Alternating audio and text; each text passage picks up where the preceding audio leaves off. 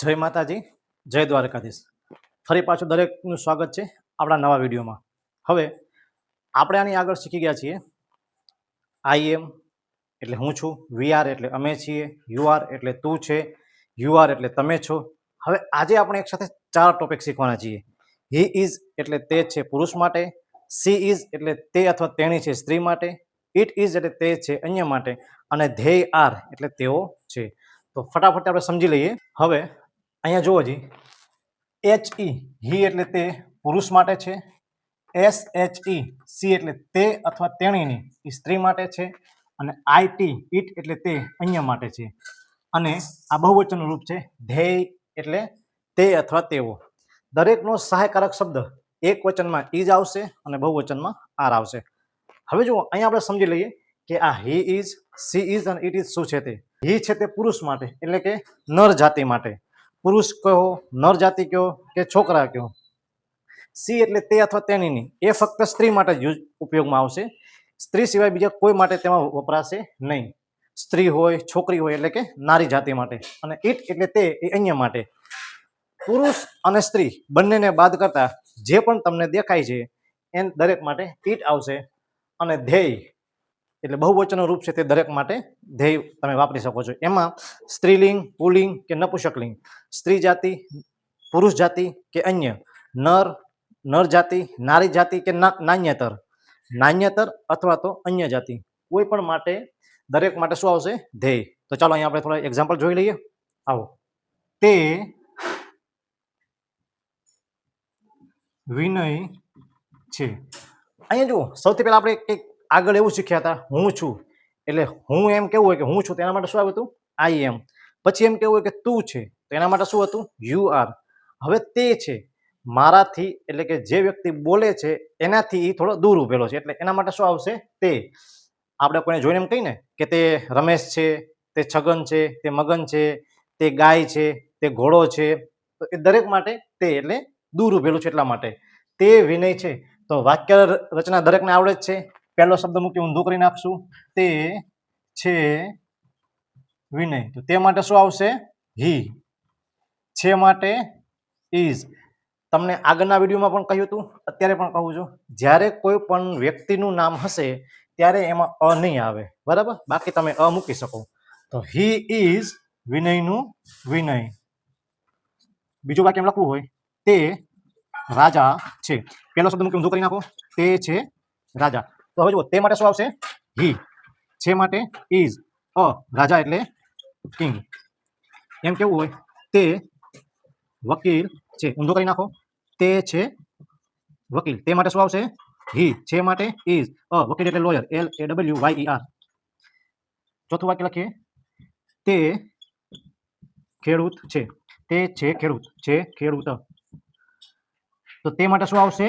હી. છે માટે is a farmer. Okay, આ મુજબ છે તે આપણે હી વાળા વાક્ય બનશે. હવે આપણે સી વાળા વાક્ય જોઈએ. તે રાણી છે. પહેલો શબ્દ મૂકી દો, એ જ રીતથી બનશે, જેમ આ બનાવ્યા એમ આ બનશે. તે છે રાણી. તે માટે શું આવશે? અહીંયા જુઓ, તે હતો તો હી આવ્યો હતો. તે વિનય છે, તે રાજા છે, પણ અહીંયા શું છે? રાણી. તો અહીંયા તે, તો શું છે એના માટે? C. SHE. She is a queen. QUEEN. હવે જુઓ, બીજું વાક્ય અહીંયા એવું છે, મારે એમ લખવું હોય, તે મનીષા છે. તો વાક્યનો પહેલો શબ્દ મૂકી એ જ રીતે ઊંધું બનાવી નાખો, તે છે મનીષા. હવે આ જે વાક્ય બન્યું એમ આ વાક્ય બનશે. તો તે માટે શું આવશે? સી. છે માટે ઇઝ. અહીંયા જુઓ, રાણી, સી ઇઝ અ ક્વીન. અહીંયા નામ છે એટલે એમાં અ નહીં આવે, મનીષાનું મનીષા. હવે અહીંયા મારે એમ કેવું હોય, તેણીની વકીલ છે. તો પહેલો શબ્દ ઊંધું કરી નાખો, તેણીની છે વકીલ. હવે જુઓ, તે વકીલ છે એવું અહીંયા આવ્યું છે, અને તેણીની વકીલ છે. એમાં સ્ત્રી પણ હોય અને પુરુષ પણ હોય. તો તેણીની, તેણીની માટે શું આવશે? જો અહીંયા આપણે છે SHE. સી એટલે તે અથવા તેણીની. તો શું આવશે? C. She is a lawyer, LAWYER. ચોથું વાક્ય લખવું હોય, તેણીની ડોક્ટર છે. તો વાક્ય ઊંધું કરી નાખો, તેણીની છે ડોક્ટર. તેણીની માટે શું આવશે? સી. છે માટે ઇઝ. અ ડોક્ટરનું ડોક્ટર DOCTOR. ઓકે, હવે અહીંયા જોઈએ આપણે ઇટ ઇઝ. આગળ કહ્યું તેમ પુરુષ અને સ્ત્રી એને છોડતા ગમે તે આપણે એમ કેવું હોય, મારે એમ કેવું હોય કે તે વાઘ છે. પહેલો શબ્દ મૂકી ઊંધું કરી નાખો, તે છે વાઘ. તો તે માટે શું આવશે? અહીંયા જુઓ, તે એટલે શું છે? તો એના માટે it. IT. It is a tiger. TIGER. બીજું વાક્ય એમ કેવું હોય? તે વૃક્ષ છે. પહેલો શબ્દ મૂકી ઊંધું કરો, તે છે વૃક્ષ. તે માટે શું આવશે? ઇટ. છે માટે ઇઝ. અ ટ્રી એટલે વૃક્ષ, TREE. સેન્ટેન્સ નંબર 3 એમ કેવું હોય? તે ખેતર છે. પહેલો શબ્દ મૂકી ઊંધું કરો, તે છે ખેતર. તે માટે શું આવશે? ઇટ. છે માટે ઇઝ. અ ખેતર એટલે ફાર્મ.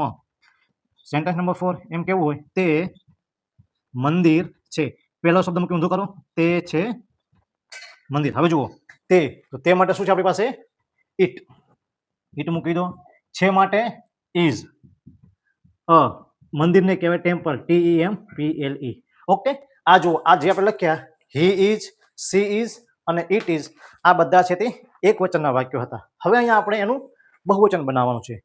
એમ કેવું હોય કે શબ્દ, પહેલો શબ્દ એવો છે તે રાજા છે, પણ એમ કેવું હોય કે તે રાજાઓ છે, તેણીની વકીલ છે, તે તેણીની વકીલો છે, તેણીની ડોક્ટર છે, તે ડોક્ટરો છે, તે ખેડૂત છે, તેઓ ખેડૂત છે, તે વૃક્ષ છે, તે વૃક્ષો છે, તે ખેતર છે, તે ખેતરો છે. ઘણા બધા આપણે નથી કે કોઈ વસ્તુ દૂરથી જોતા હોય પછી એમ જોઈએ કે ઓલું શું દેખાય છે, તો કે ભાઈ તે ખેતરો છે, તે પહાડો છે, તે સિંહો છે, તે બકરીઓ છે, તે ગાયો છે.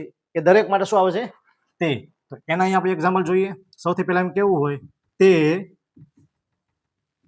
ખેડૂતો છે. તો પહેલો શબ્દ મૂકી ઊંધું કરો, તે છે ખેડૂતો. તો તે માટે શું આવશે અહીંયા આપણી પાસે? તે એટલે શું છે? ધ્યેય, THEY. છે માટે શું છે? આ છે તો શું છે? આર. ખેડૂતો, ખેડૂત એટલે ફાર્મર, FARMER. પણ અહીંયા શું છે? ખેડૂતો તો શું લાગશે પાછળ? S. આગળ કહ્યું એમ જ્યાં ઓ આવશે ત્યાં S લાગશે. સેન્ટેન્સ નંબર બી બીજું આપણે એમ કેવું હોય? તે વકીલો છે. જો વકીલ નથી, વકીલો છે. પહેલો શબ્દ મૂકો, તે છે વકીલો. તે માટે શું આવશે? They are lawyers. Sentence number 3 તે ખેતરો છે. તે છે ખેતરો. તે માટે શું આવશે? They are farms. ઘણા બધા વિદ્યાર્થી કહે છે કે સાહેબ તમે આગળમાં દરેકમાં એ મૂક્યો છે, અહીંયા એ છે, અહીંયા પણ એ છે, અહીંયા પણ એ છે, આમાં પણ એ મૂક્યો છે, અહીંયા પણ એ છે, અહીંયા પણ એ છે, અહીંયા મનીષામાં નથી, પછી અહીંયા રાણીમાં પણ એ છે, પછી અહીંયા નામ એમાં નથી, રાજા અ છે, આમાં પણ એ છે ને અહીંયા પણ એ છે. તો આમાં કેમ નહીં આવ્યો? ચલો કહો જી. બરાબર. શું છે? આ બહુવચન છે એટલા માટે. એક વચન હોય ત્યારે એમાં અ આવે, પણ બહુવચનમાં એ કે એન આવતો નથી. Okay, very good. ચલો હવે છેલ્લું વાક્ય જોઈ લઈએ. એમ કેવું હોય કે તે મકાનો છે. તો એમ તે છે મકાનો. તે માટે શું આવશે? ધેય આર હોમ્સ, અથવા તો હાઉસ પણ લખી શકો, HOUSE, હાઉસેસ. ઓકે, આ જુઓ તમારી સામે આ બધા વાક્યો છે તે મેં લખ્યા છે. હવે આ દરેક વિદ્યાર્થી છે તે આ વાક્યને જોઈ લો અને તમારે તમારી બુકમાં લખવાના છે.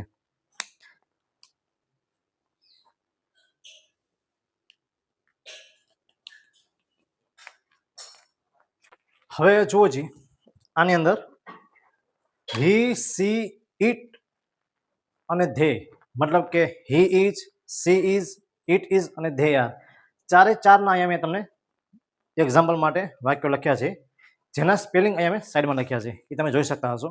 તો દરેક વિદ્યાર્થીઓ છે એ આ વાક્યનો પહેલા મહાવરો કરવાનો છે, આ સ્પેલિંગમાં જોઈજો અને દરેકે વાક્ય બનાવવાના છે. દરેક વિદ્યાર્થી આ જે વાક્ય આપ્યા છે એનો હવે મહાવરો કરશે અને જાતે લખશે અને જોશે કે તેઓને કેટલા વાક્ય આવડે છે, ક્યાં ભૂલ પડે છે અને ક્યાં નથી ભૂલ પડતી. પછી આપણે દરેક વાક્ય છે તેનું અંગ્રેજી લખી નાખીએ એટલે તમને સમજાય ક્યાં ભૂલ હતી, ક્યાં ભૂલ નથી તે. ચાલો તો દરેક વિદ્યાર્થી વાક્ય લખશે અને દરેક એમાંથી વાક્ય બનાવશે.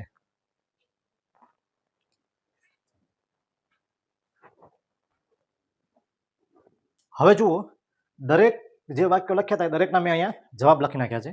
તો હવે દરેક વિદ્યાર્થી છે તે પહેલા એ પોતાના જે પ્રશ્નો છે એ તમે જે જાતે લખ્યા તે જોઈ ચેક કરી લો કે ક્યાં તમારા વાક્ય સાચા છે અને ક્યાં ખોટા છે તે. તો એકવાર દરેક વિદ્યાર્થી ચેક કરી લેશે. ચલો ચેક કરી લો દરેક વિદ્યાર્થી.